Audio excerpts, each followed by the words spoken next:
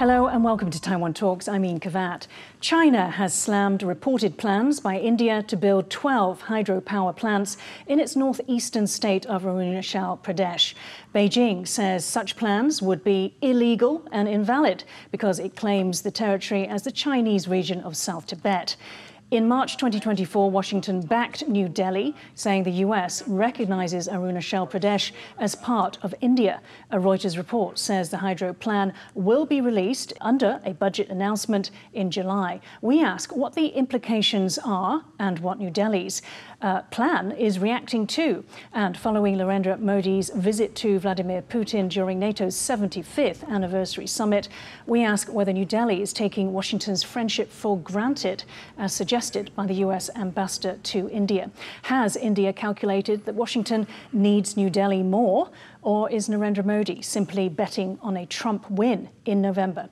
Either way, what does this mean about India's standing as a global player? With us to discuss this are Mumin Chen, Hsing University Graduate Institute of International Politics professor, and Roger Liu, National Science and Technology Council Research Institute for Democracy, Society and Emerging Technology, Chief Research and Operations Officer. A very warm welcome to both of you on the show today. At the Shanghai Cooperation Organization summit in early July, the foreign ministers of China and India agreed that tensions on their border are not in the interests of either side, and yet the friction continues.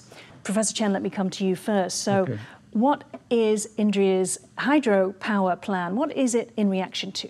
Arunachal Pradesh is an Indian state, but it is claimed by China as a territory. They say this is a southern Tibet. And since the 1950s, both sides has been in dispute about who really owns this land. And in 1987, India built up the state called Arunachal Pradesh. Actually, in the past 70 years, there were very, very little infrastructure projects in this area. I actually visited this place in 2013 or 14.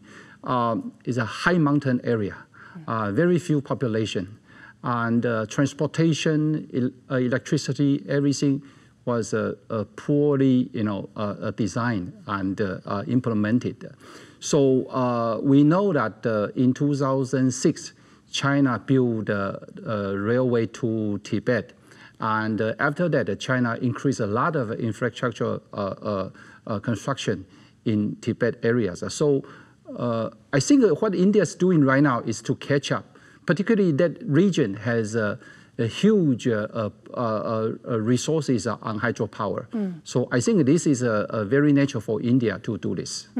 So Roger, we heard that it's basically a reaction to China's infrastructure building, which I guess consolidates China's claims over this area that it claims from India.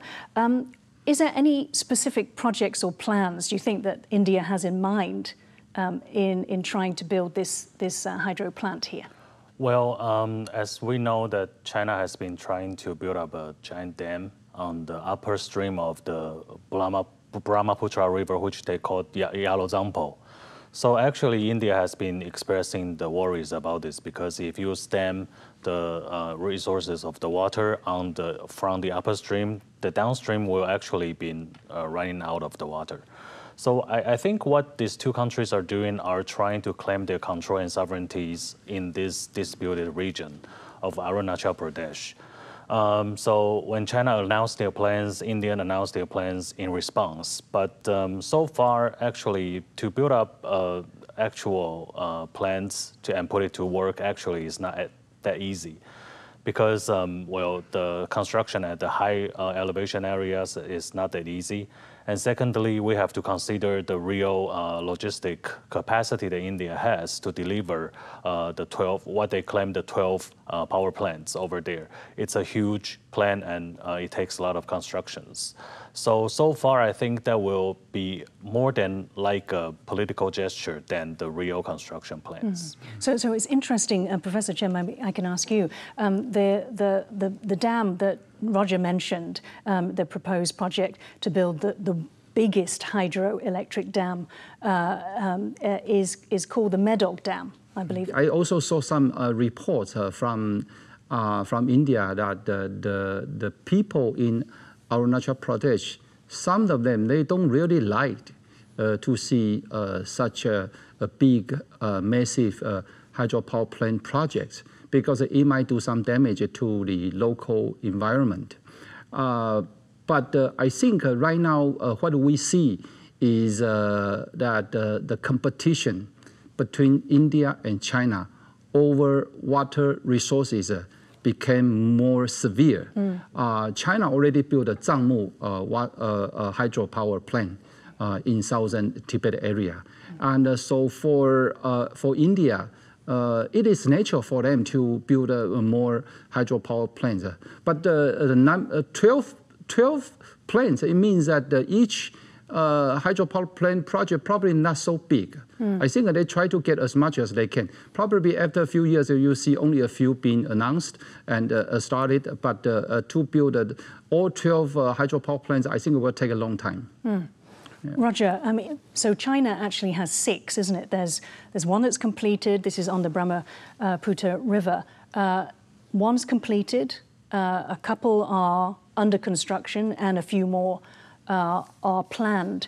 What exactly does that give? What exactly are India's fears? There's obviously a lack of water because China can divert that water to its own drought areas. What else is at risk? Well, because the two sides actually are claiming that Arunachal Pradesh or the South Tibet belongs to them. So I think the real construction actually is a gesture that we claim this area, we control this area, and we can enter this area based on the needs of the maintenance of the power plant. And this will give the most legitimate reasons to enter this area. And if we are following the logic of international law, well, status quo is very important. So everyone is trying to create a status quo in the disputed areas. That happens in South China Sea, and that will be happening in Arunachal Pradesh as well. And as Professor Chen mentioned, you say that India is essentially playing China at its own game. It's trying to catch up where it sees lacking. So essentially strengthening its own position, as Roger said, in that region. I wanted to just quickly cover off. There's, China can take water away from the downstream. So from India, from Bangladesh, but it also has the issue of flooding. Is that correct? Yeah, of course. Yeah, and particularly I think both China and to some extent India now, that in recent years, a lot of projects been planned and implemented. And not much, I would say, measures on protecting the environment has been done. And so if these big projects continue, I would say that in next few years, we probably see more natural disasters. Yeah, but of course, it will be the people who suffer. That for the government on both sides, that what they do is to protect their own interests, particularly strategic and security interests. But the people who live there, you see that hydropower plant, who will use those are, the electricity. Arunachal Pradesh, not many people live there. So for India, that to export or to transform the electricity generated from these power plants will be more important for India's economic growth. Okay. Yeah. Roger, do you think that this could lead to conflict between China and India if India goes ahead with this plan? To initiate a conflict, if we remember, the major battlefield of the 1962 war lies in the eastern sector, which is Arunachal Pradesh. So it's highly likely they are going to have another 1962 happening again. But because the competition scene or landscape between the two countries or the giants in the Asian region are changing right now. It's not in the 50s or 60s when they just announced the Hindi Chini Pai Pai, the camaraderie between the two countries. And now they are growing bigger. Now the economic scale of China is 6 times of India's. And China and India have both acquired very advanced weapons. So if they decided to go to a war, I think the scale will be much bigger than before. So I think both sides will use cautious attitudes to deal with that. Stakes are much higher. Professor Chen, India apparently has urged Russia to speed up delivery of air defense systems that it's had on order since 2019. It's been delayed because of the Ukraine war. A couple of these are already on the border with Pakistan, perhaps with China. How important is Russia to India in terms of supplying these arms? Yeah, of course. Russia used to be the biggest weapon supplier to India. About 5 years ago, I think Russia still provides 60% of the conventional weapons that India purchased from abroad. Right now, it's about 30%, so actually it reduced about half. But since the Russian-Ukraine war started, India bought more crude oil from Russia. So the bilateral trade actually increased 6 times since the start of the war. So the Russia's importance to India now is not just the weapon supplier, but also the energy supplier. Crude oil is the key. Right, yeah. Right.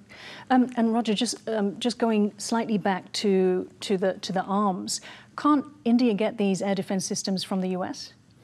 Well, I think they're trying to do that, but it's not easy to change the weapon system overnight.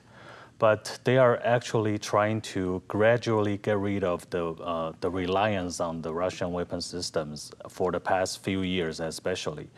So starting from 2015, actually, India has been exploring the possibility of making the aircraft carriers with the US. They set up a team to discover the possibility of that, but it ended up nowhere.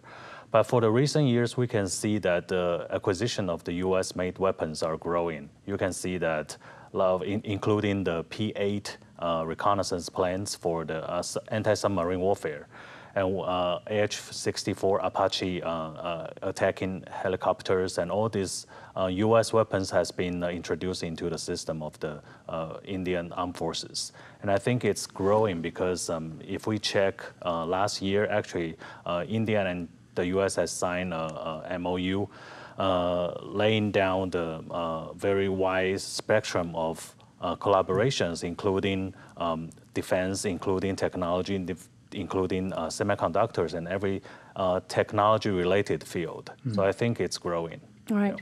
Yeah. And yet also maybe a bit of balancing, Professor Chen, from Narendra Modi. When he visited Vladimir Putin, one of the things that they discussed was increasing the military joint ventures in weapons production. Yeah, of course, India will continue to maintain relations with Russia. So the cooperation in military weapon procurement and production is always an important part of India-Russia relations. Yeah. Okay. Now, NATO's 75th anniversary summit was an event Washington hoped would highlight Vladimir Putin's isolation following his invasion of Ukraine. Instead, US ally India's president traveled to Moscow to visit Putin, underscoring their deep friendship. Images of their bear hug and Modi accepting Russia's highest state honor, the Order of St. Andrew, made international headlines. But as Modi started his visit, a Ukrainian children's hospital in Kiev suffered a lethal strike. Russia denies it was responsible. In their meeting, Modi used emotive language when addressing the incident with Putin, which analysts called a rebuke. संघर्ष हो, आतंकवादी हमले हो, मानवता में विश्वास करने वाला हर व्यक्ति जब जानहानि होती है तब बहुत पीड़ित होता है, लेकिन उसमें भी जब मासूम बच्चों की कत्ल होती है, मासूम बच्चों को मरते हुए देखते हैं, तब हृदय छलनी हो जाता है और वो दर्द बहुत भयानक होता है. Later, meeting Austrian Chancellor Karl Nehammer, Modi repeated the same message, as well as what he said to Putin in 2022, that today's era is not an era of war. And yet India has steadfastly refused to condemn the Russian war, and Modi committed to boost bilateral trade to $100 billion US. So, Roger, let me come to you. Do you think that Modi was attempting to rebuke Putin? How close was it to condemning what's going on in Ukraine? Well, I think he tried his best, because India has been criticized, especially from the Western and the European side, that they are not doing enough to stop the Russian-Ukraine war, and India has been leaning towards the Russian side too much. But considering the long development of history, starting especially from the 1970s, actually India has been imitating the Russian model or the Soviet model. And if we remember the third Indo-Pakistani war, actually, U.S. stood with Pakistani side. So that's when the Indian has been stick to the Russian side since then. So now it takes some time for them to make adjustments. That's very important. So I think Modi has been trying his best. At one side, he's expressing the humanistic concerns of the Indian sides regarding the results of the war. But on the other hand, he has to visit Russia to express the support of Moscow for this time. Right. Professor Chen, I mean, do we see a man or a country that's conflicted here? Because, you know, how can you criticize Putin and the tragedies, the deaths in Ukraine at the same time as you are supporting that war effort by becoming the second largest energy supplier behind China? Yeah, actually, when we see India's foreign policy, they always use the term strategic autonomy. India, of course, is a big and rising power, but India also want to keep its freedom, so that it could develop relations with Western countries, but it also can maintain good relations with non-Western countries, particularly Russia.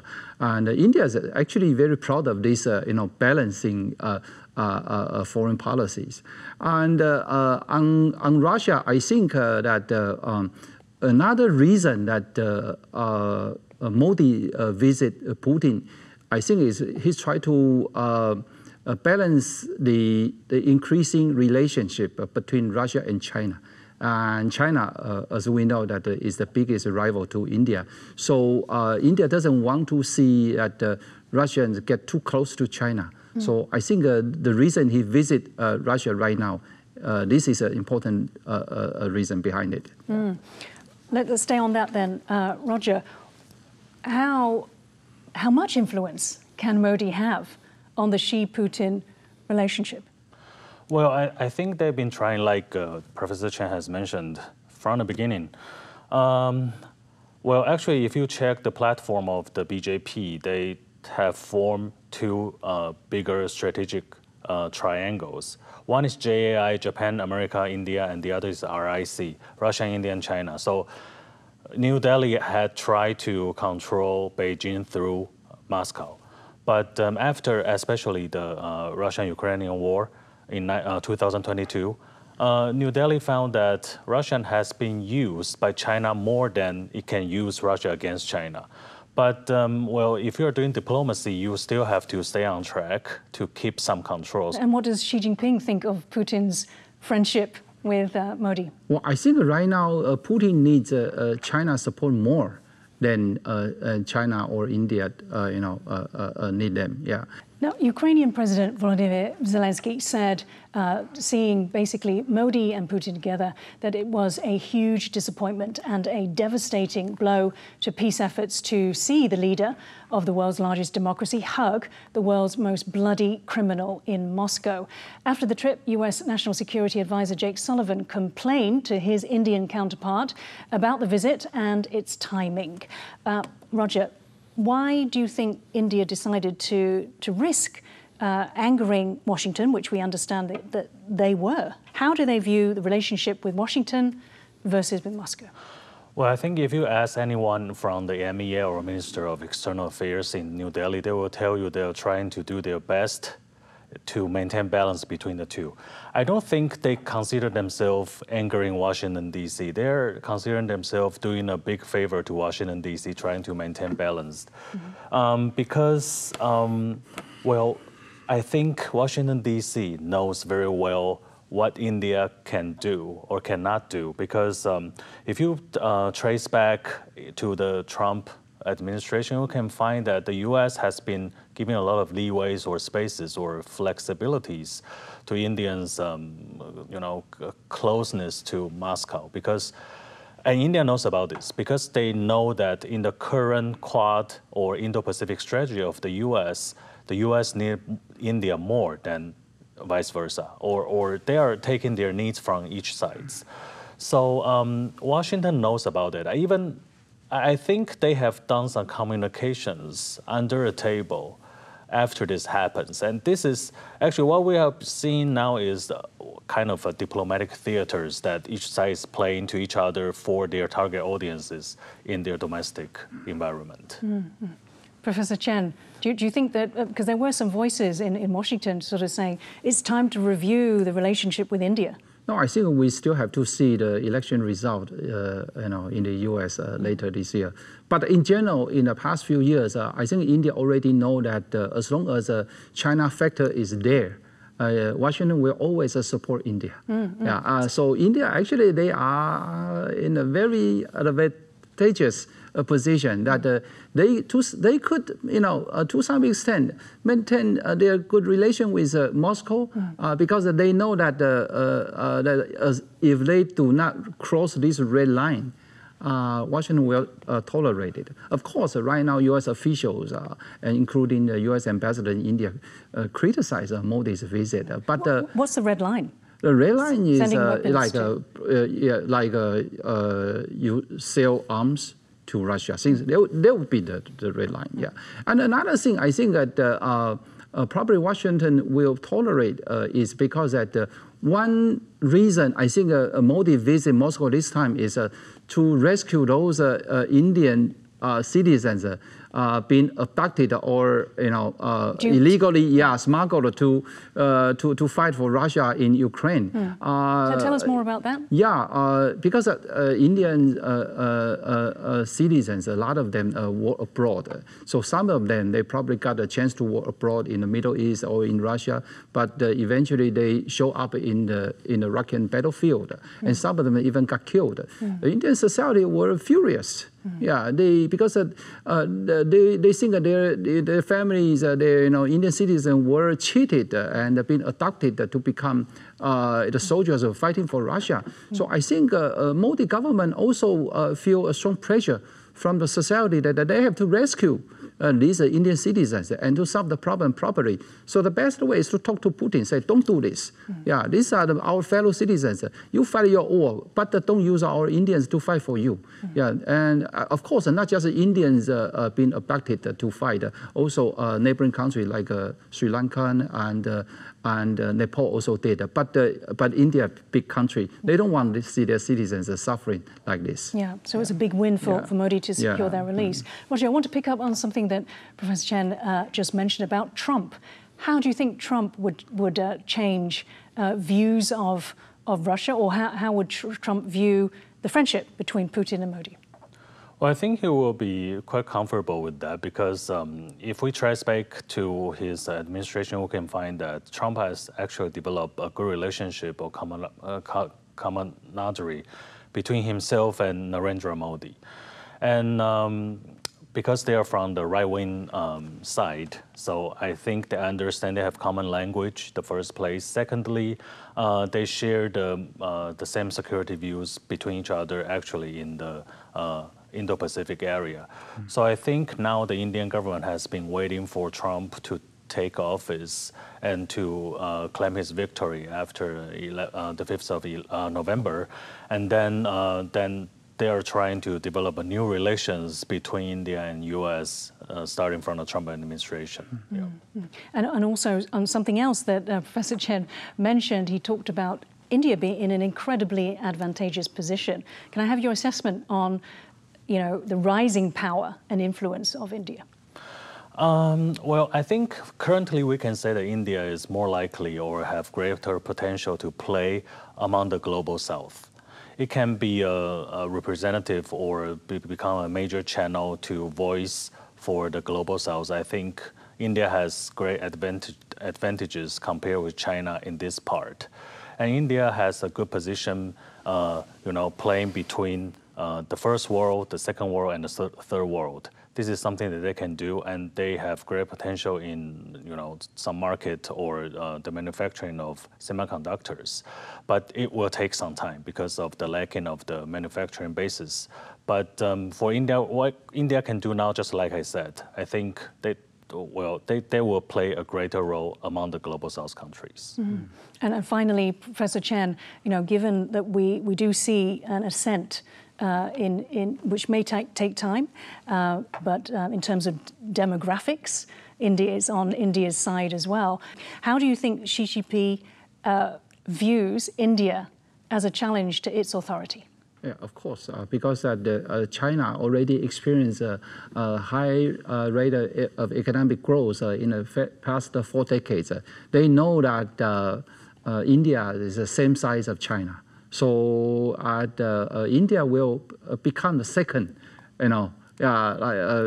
rising power like China. So since both countries already have a lot of problems that have been unsolved, so China will see India as a rival in the future. Not right now, probably not, but in future. We will see more, if not conflict, but the confrontation between both sides. Yeah. Okay. Thank you so much for joining Taiwan Talks today, Chen Mumin and Roger Liu. If you liked our show, please search for us on YouTube, give us a thumbs up and hit subscribe to our channel. Thank you for watching the show today. Stay safe and see you next time.